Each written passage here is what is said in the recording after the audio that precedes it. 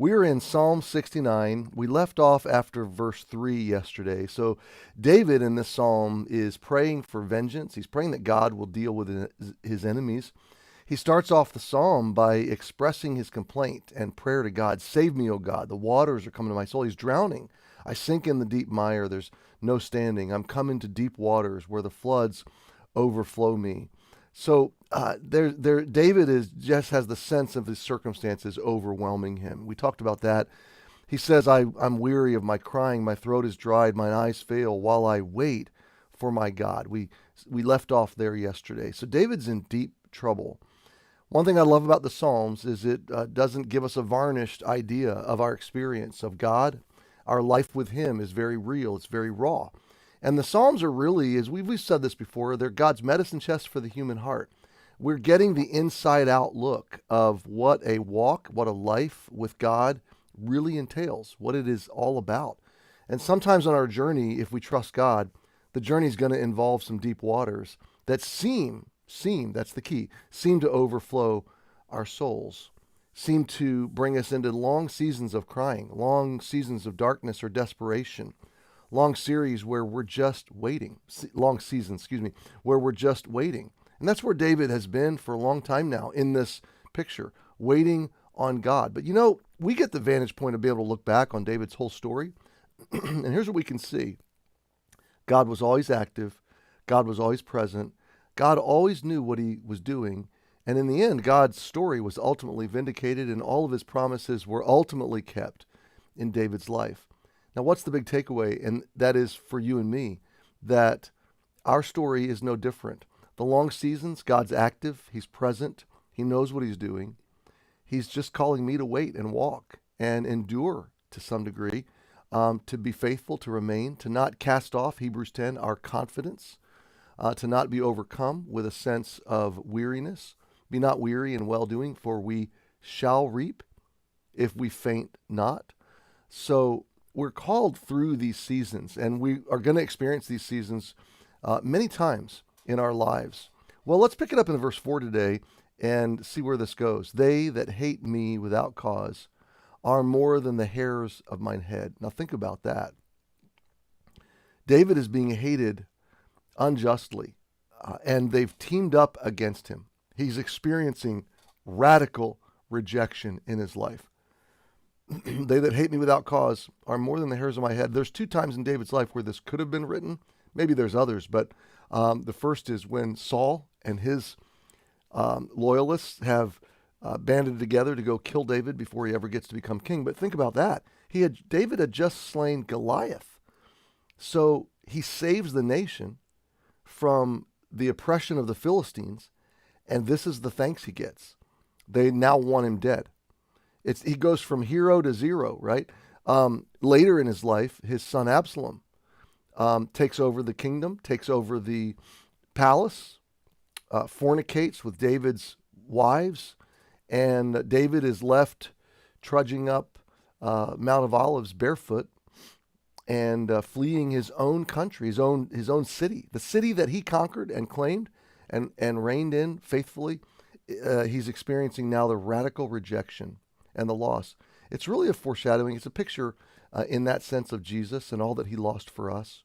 And when we consider him and his loss, it gives our loss a context, and it gives our hearts the strength to endure and to remember that he's with us and he's experienced what we're experiencing. They that hate me without cause are more than the hairs of mine head. They that would destroy me, being mine enemies, wrongfully.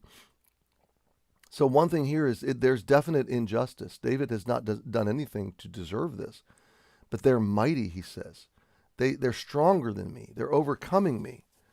Then I restored that which I took not away. There's some sense here where David was going extra miles in being right before those that hated him. When he was falsely accused, he would still try to even make that right. He would try to restore, catch this phrase, I restored that which I took not away. Someone else took it away, but I restored it. Or it was never taken away, but I was accused of taking it, so I restored it anyway.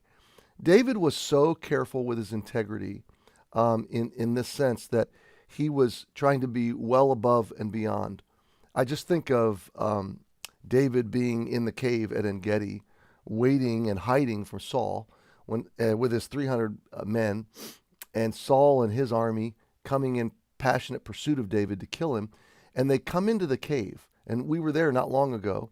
When you're standing in that cave, I've wondered all my life, how in the world did David and 300 men spend the night in silence? How do you hide the noises, just even the breathing, much less the coughing, sneezing, whispering, clanking of metal and armor and swords? How do you hide all that from another group of men in the foreground of the cave and your very enemies? Well, when you go to that cave, there is a waterfall, a spring, coming down into that cave and then flowing down the mountain from that cave. And it's an amazing reality that part of the reason they selected that cave was not just the shelter and the fresh water, it was the noise. It's a wall of white noise that masks all the other noises. So David and his men could have been back in that cave behind that waterfall having full-blown conversation, and nobody would have heard them. So it's quite an amazing thing. But what did David do? He had the opportunity to kill Saul. His comrades, his friends were saying, kill him, this is your moment. And he just would not take God's course of action into his own hands. He refused to do so. He went and cut off the hem of Saul's garment. He retreated. He waited till Saul was well out of the cave, leaving in the morning. Then he went out to the mouth of the cave and held it up and said, Saul, I could have killed you. I had the opportunity. So David just simply would not take matters into his own hands. Look at verse 5. O God, thou knowest my foolishness, and my sins are not hid from thee. Now this is an interesting turn in the meditation. Now remember, we're listening to David's walk with God from the inside out. He's journaling his experience before the Lord, and he's seeking the Lord. This is so much like what you and I do in our lives, or what we should do. And he finally realizes, I say that I'm being hated without cause, and my enemies are after me wrongfully, and I restored that which I took not away. But God knows my foolishness and my sin. God knows the times I have done wrong and that I have failed. My sins are not hid from thee. So while he's pleading his righteousness, he is convicted immediately of his sinfulness before God. And so he realizes he's on the ground only of mercy and grace. Verse 6, and then he turns a different direction. Let them that wait on thee, O Lord God of hosts, let not them that wait on thee, O Lord of hosts, be ashamed for my sake. Let not those that seek thee be confounded for my sake, O God of Israel. So I want you to see the progression.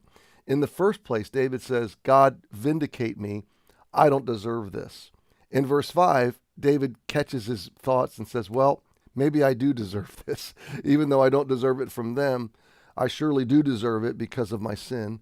You know who I really am. So maybe this is a part of your chastening in my life. And then he takes a different approach. Lord, I lead other people who are loving, worshiping, waiting on you. I influence them. God, let them not be ashamed or disgraced because of me.